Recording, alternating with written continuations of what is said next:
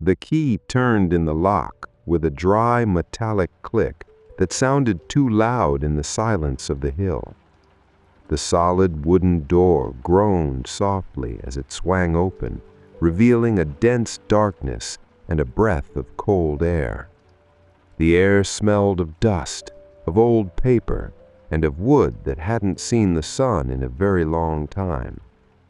Elias stepped inside, holding an oil lantern that cast a trembling yellow circle of light before him.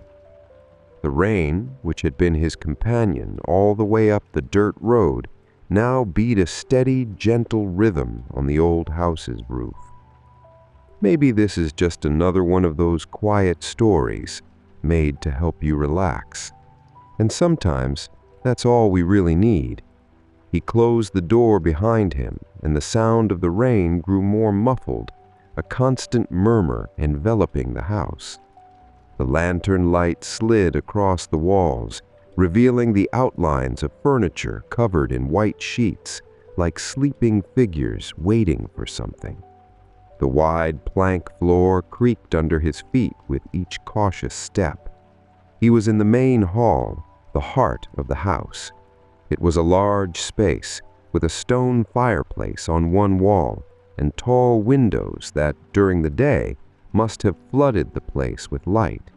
Now they were just black rectangles where raindrops trickled slowly down the glass. The cold was deep, a chill that came from the walls themselves.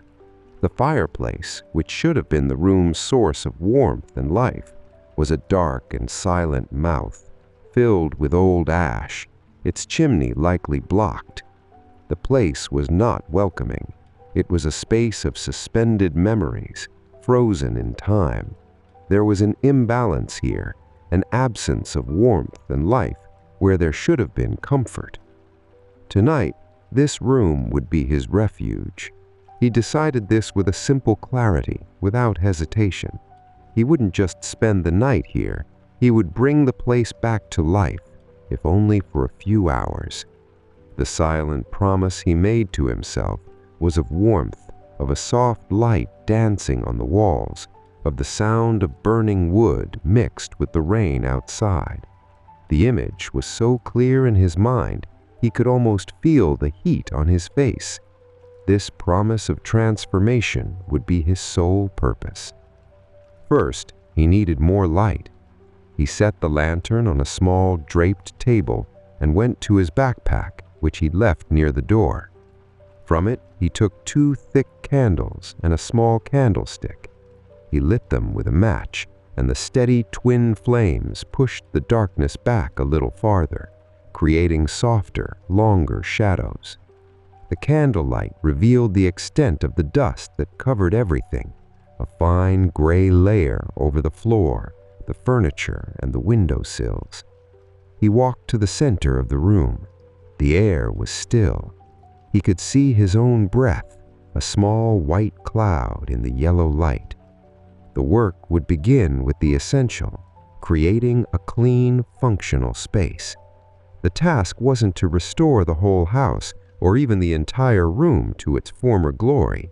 The mission was simpler, more immediate, to create an island of comfort in the middle of this sea of neglect, a place to sit, to feel the warmth, to listen to the rain outside, and to be at peace. With this clear plan in mind, he looked at the covered furniture and chose where to begin.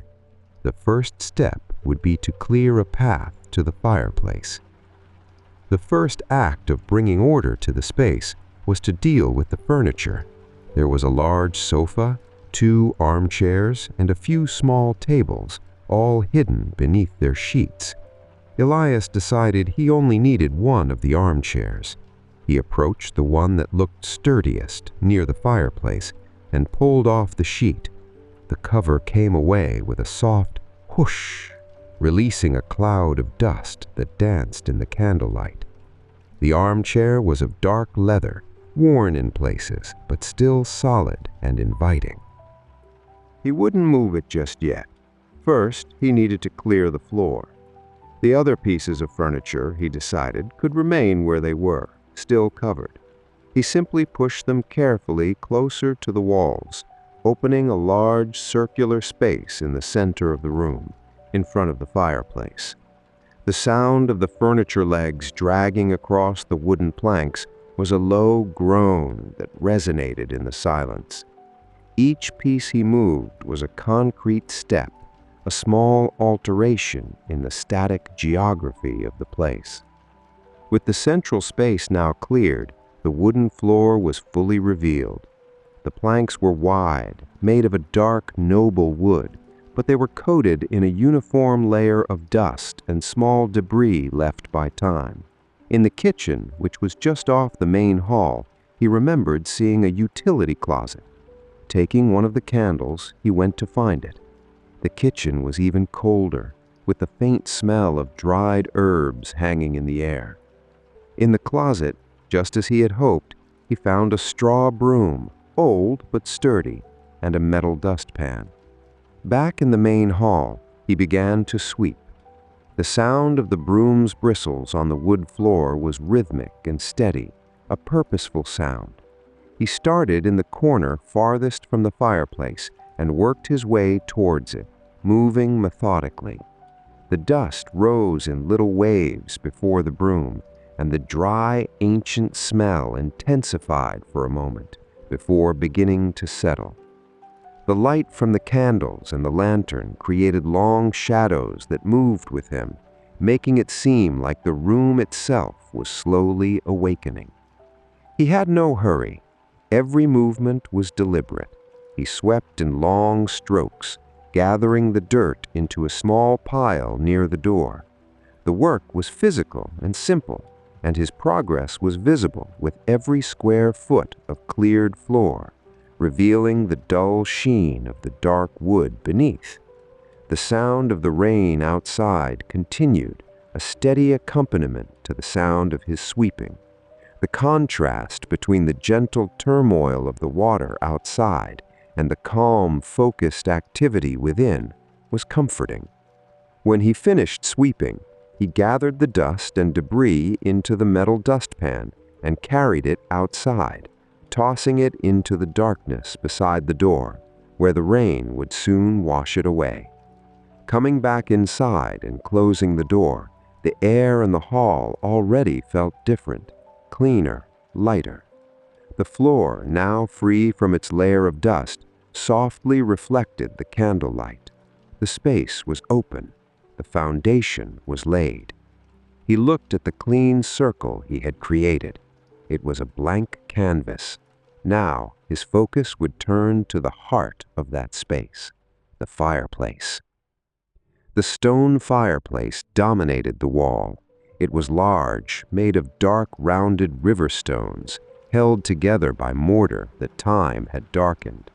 The opening, the fireplace's mouth, was filled with old, cold, compacted ash, along with chunks of charcoal and half-burnt wood from a fire that had died out many years ago.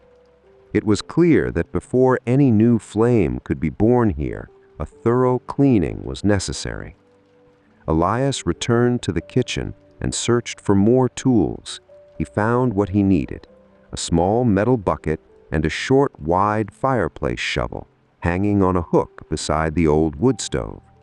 He also took a pair of thick leather gloves that were on a shelf, stiff from disuse.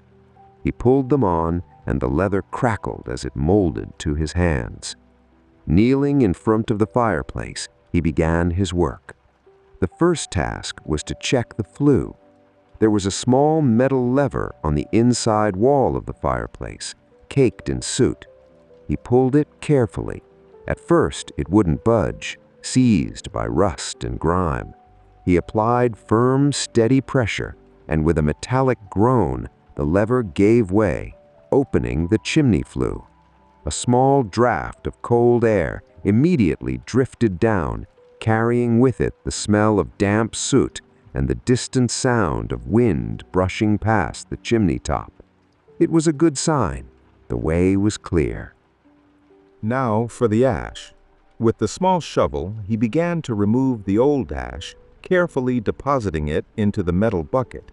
The work was slow and kicked up a fine dark dust, so he moved gently to avoid dirtying the floor he had just cleaned. The ash was light and cold against the shovel. Layer by layer, he emptied the base of the fireplace. Beneath the ash, he found the cast-iron grate where the wood was meant to rest. It was intact, covered only by a layer of surface rust. He lifted out the grate, which was heavy, and set it aside on some old newspapers he found in a drawer. With a stiff bristled brush, which was also with the fireplace tools, he scrubbed the interior fire brick walls. The soot came loose in flakes and powder, revealing the yellowed bricks beneath.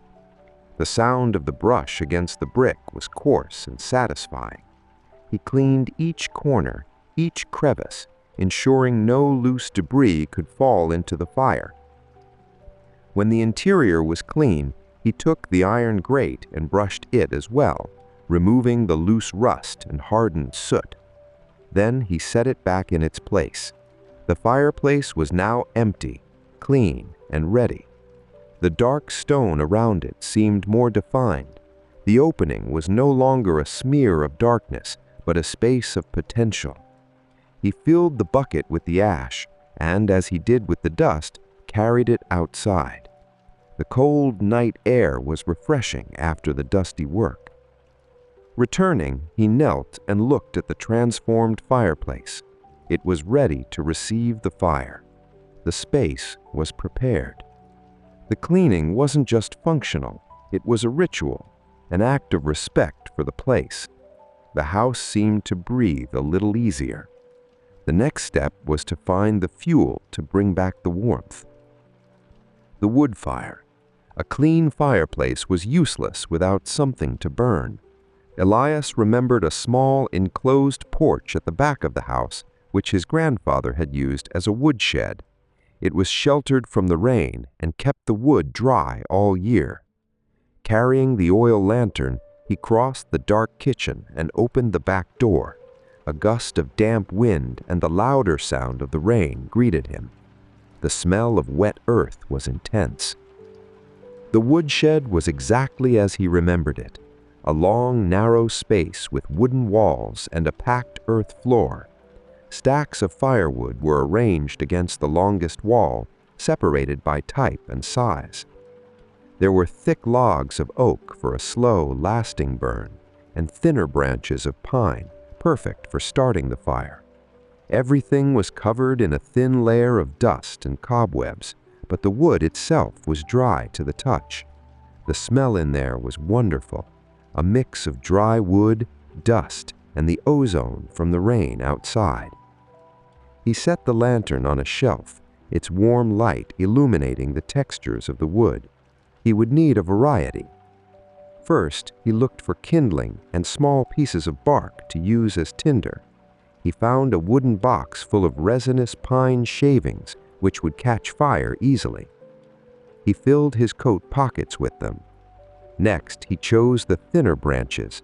He selected them one by one, testing their weight, ensuring they were bone dry by snapping a small piece to hear the telltale crack. He made a small bundle of these branches, enough to establish a solid base of flames. The sound of the branches knocking against each other was hollow and woody. Finally, the larger logs. He chose 3 medium-sized oak logs. They were heavy and dense. He inspected them, feeling the rough bark beneath his gloved fingers.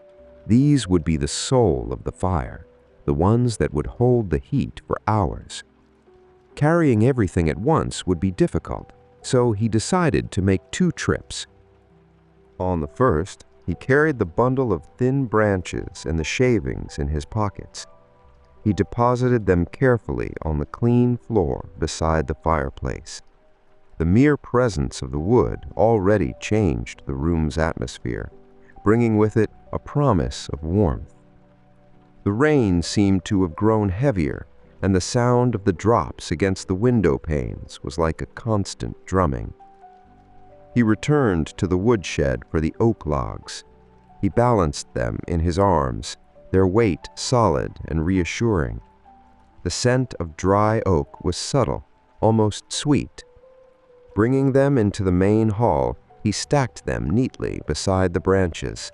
Now all the elements were gathered: the clean fireplace, the tinder, the kindling, and the logs. The stage was set.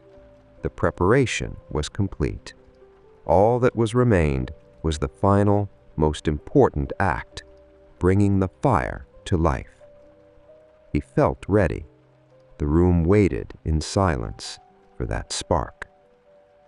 The moment had come. Elias knelt again before the fireplace, feeling the chill radiating from the stone. He took a few sheets of old newspaper he had found, crumpling them into loose balls, not too tight, so the air could circulate. He placed these paper balls in the center of the iron grate. The sound of the paper being crumpled was sharp in the silence of the hall. Next, he took the pine shavings from his pockets. He arranged them over the paper, creating a small, airy structure. The scent of pine resin grew stronger on his hands. Over the shavings, he began to build a small teepee with the thinnest kindling, leaving space between the sticks. It was a delicate structure designed to catch fire quickly and create a bed of embers. With the base assembled, he took two of the thicker branches and placed them parallel to each other. Then he laid one of the oak logs across them at the back of the fireplace. This would create airflow underneath and reflect heat out into the room. Everything was done calmly, each piece placed with purpose. He took the box of matches from his pocket. The sound of a single match striking the side of the box was sudden and loud. The small sulfur head flared to life, releasing its characteristic smell. For an instant, the tiny flame was the only moving light in the room, aside from the candles. He brought the flame to the crumpled paper. The paper hesitated for a second, and then it caught. A fragile orange flame began to lick at the edges of the newspaper, growing quickly. The fire climbed to the pine resin shavings, which crackled, releasing a fragrant white smoke before catching with a brighter, livelier flame. The heat began to radiate, still faint but present. Elias watched, unmoving. He didn't blow or poke at it. He simply waited, giving the fire time to establish itself. The dancing flames from the pine shavings began to lick at the thinnest kindling. He heard the first pop, a sharp, comforting sound as the dry wood began to burn. The light grew stronger, casting dancing shadows on the stone walls of the fireplace and on Elias's face. Slowly, the kindling was consumed, turning into small glowing red embers. The bed of heat was formed. Now it was time to add more fuel. Carefully, he added a few more branches, slightly thicker, onto the embers. They caught fire almost instantly. The fire had body, a low and steady roar. Finally, he took the second oak log and gently rolled it onto the flames. There was a hiss and a puff of smoke, but the flames soon engulfed the larger log. The fire was established, solid, stable, and growing. The warmth began to spread through the room, pushing the cold into the corners. The firelight was alive, a breathing light, so different from the static light of the candles. The fireplace was no longer a dark mouth. It was a pulsing heart of light and warmth. The room was truly beginning to awaken. With the fire crackling and spreading a welcome warmth, the hall no longer felt the same place. The dancing light of the flames brought the shadows to life and warmed the colors of the wood and stone. But the comfort was not yet complete. The final touches were missing, the small details that would transform the space from functional to welcoming. The first step was the armchair. He dragged it across the clean floor, the leather making a soft rubbing sound against the wood, and positioned it a safe but pleasant distance from the fire, the perfect spot to feel the heat without getting burned. He ran his hand over the leather, feeling its creases and smooth texture.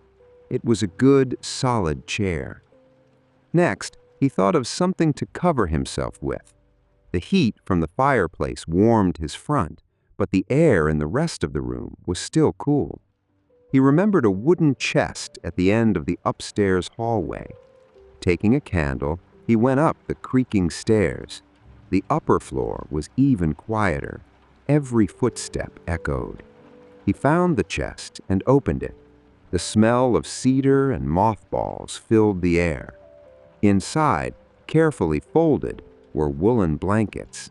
He chose one, a dark green one, heavy and thick. Back in the hall, he unfolded the blanket. It was large and soft to the touch. He draped it over the back of the armchair, leaving it ready for use. The simple presence of the blanket already added a layer of visual comfort to the room. A hot drink would be the perfect addition. In the kitchen, he found a metal kettle and a simple ceramic mug. There was a manual water pump at the sink. He worked the handle a few times, and after a hollow sound, water began to gush out, cold and clear. He filled the kettle. In his backpack, he had a few bags of chamomile tea brought for the journey. He placed the kettle on the grate in the fireplace, positioning it beside the main flames, where the heat was intense but not direct. While the water heated, he tended to the lighting. The candles were good, but he wanted a more focused light near the armchair.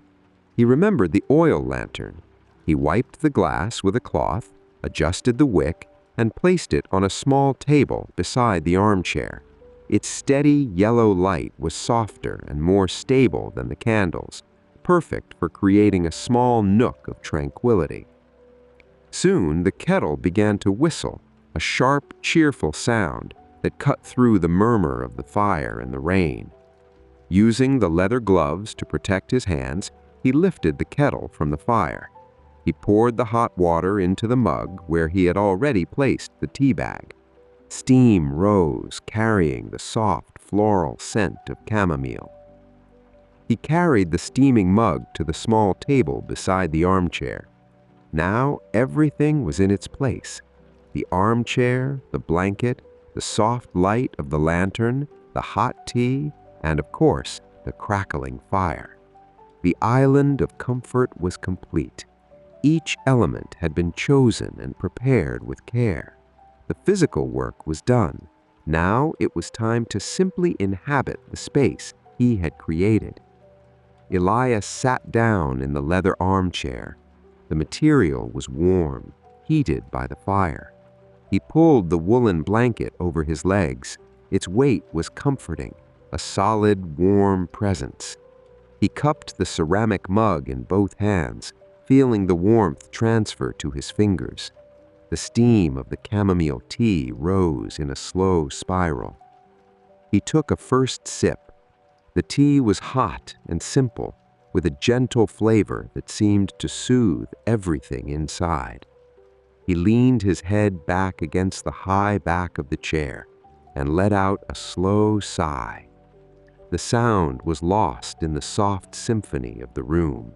The crackling of the logs in the fireplace, the steady rhythm of the rain on the windows, and the low whistle of the wind in the chimney. There was nothing left to be done, no pending tasks, nowhere to go.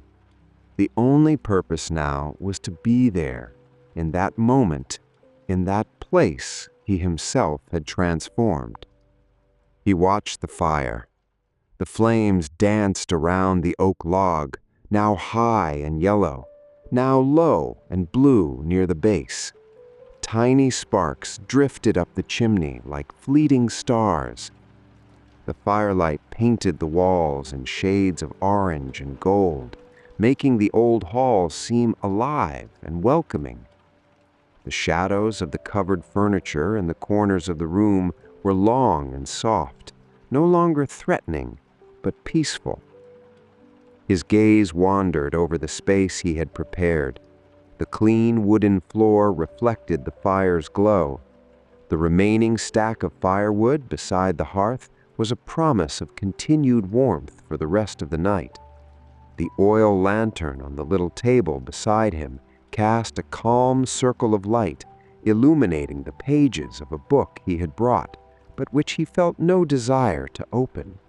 Simple observation was enough. He listened to the sounds of the house, the occasional pop of wood settling in the heat, the almost imperceptible groan of the roof under the rain. They were the sounds of an old house breathing, awakened from a long sleep. The rain outside was no longer a sound of isolation, but of protection. The walls of the house, now warmed by the fire, felt like a safe shield against the wet, dark world. He took another sip of tea. The warmth spread through his chest. He closed his eyes for a moment, just to feel and to listen. The warmth on his face from the fireplace, the weight of the blanket, the sound of the fire. It was a complete and simple sensory experience. There were no complex thoughts, no worries. There was only physical presence, the feeling of shelter, and the quiet satisfaction of a job well done. Time seemed to slow. The minutes stretched, filled not by events, but by a profound stillness. The oak log in the fireplace was slowly breaking down, becoming a bed of incandescent embers that pulsed with a reddish-orange glow. The room was saturated with warmth and peace. The transformation was complete. The refuge had been created, and now it was being fully lived in. The hours passed softly. The oak log in the fireplace had surrendered to the fire, breaking down into a mound of incandescent embers that glowed with a deep, constant light. The high flames had vanished, giving way to a softer, more radiant heat. The sound of popping and crackling faded, replaced by a low, almost inaudible hum, the sound of intense heat. The rain outside had also subsided. The constant drumming on the roof and windows had softened to a light drizzle, a more delicate, scattered sound. The wind had calmed. The world outside seemed to be growing quiet along with the fire. Elias finished his tea. The empty mug rested in his hands, still slightly warm. He placed it back on the little table beside the armchair with a soft click. The flame of the oil lantern continued to burn, steady and silent, its golden light keeping the deep shadows at bay. He didn't move from the armchair. His body was relaxed, heavy beneath the wool blanket. Drowsiness came in gentle waves like the tide. He watched the embers pulse. They seemed to breathe, glowing more brightly for a moment, and then dimming in a slow, hypnotic rhythm. The light they gave off was enough to keep the room in a comfortable reddish twilight. The chill had completely retreated from the hall. The air was warm and still. The smell of wood smoke was now an integral part of the atmosphere, a scent of comfort and home. The old house no longer felt abandoned. It felt inhabited, cared for. The silence was no longer empty, but filled by the presence of warmth and the calm breathing of the one who rested there. He leaned his head back, closing his eyes. The day's work was done. The imbalance had been corrected. Cold had given way to warmth, darkness to light, neglect to care, all through a series of simple, concrete actions. Outside, the last drop of rain traced a path down the window pane. The silence of the night on the hill deepened. Inside the hall, the embers in the hearth continued their silent glow, holding the warmth until morning. There was nothing more to do, only to be there in the warmed silence of the old house as the night watched over the world outside.